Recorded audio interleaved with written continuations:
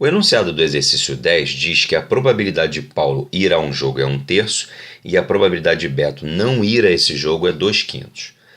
Nas circunstâncias desse problema, tanto para Paulo quanto para Beto, só há duas possibilidades, ou ir ao jogo ou não ir ao jogo. É importante notar que essas duas possibilidades são autoexclusivas, ou seja, elas não têm interseção. A interseção entre elas é nula. Essas duas coisas não podem acontecer ao mesmo tempo, ir e não ir. A segunda coisa interessante a ser notada aqui é que essas duas possibilidades, ir e não ir, cobrem o todo.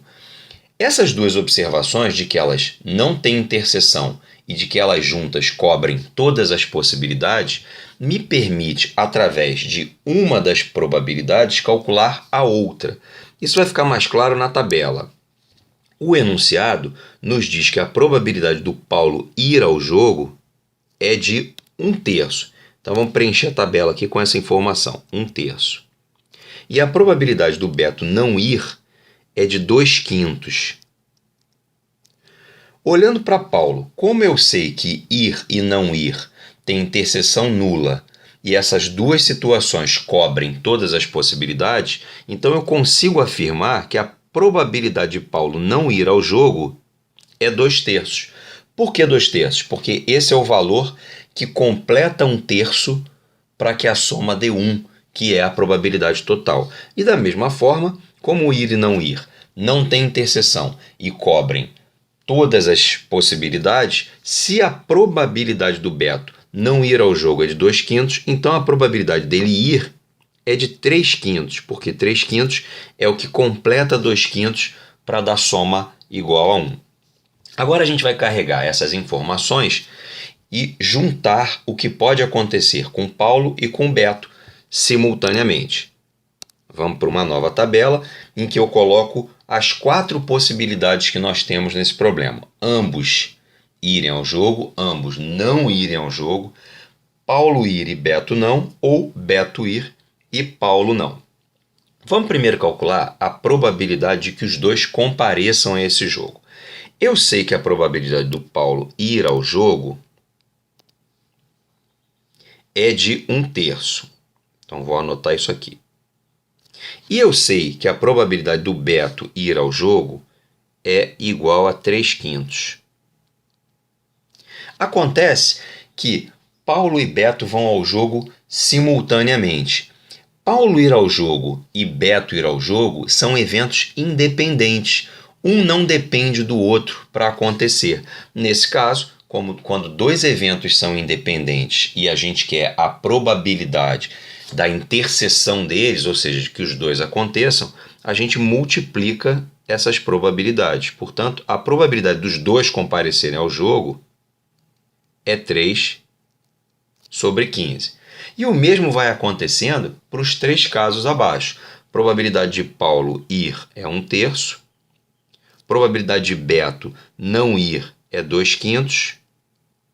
O evento Paulo ir ao jogo e Beto não ir ao jogo, os eventos são independentes. Portanto, a probabilidade de que essas duas coisas aconteçam é dada pela multiplicação dessas probabilidades. E o mesmo se estende para os casos abaixo. Probabilidade de Paulo não ir, 2/3. Probabilidade do Beto ir, 3/5. Isso vai dar 6/15. E, finalmente, probabilidade do Paulo não ir, 2/3. Probabilidade do Beto não ir, 2/5.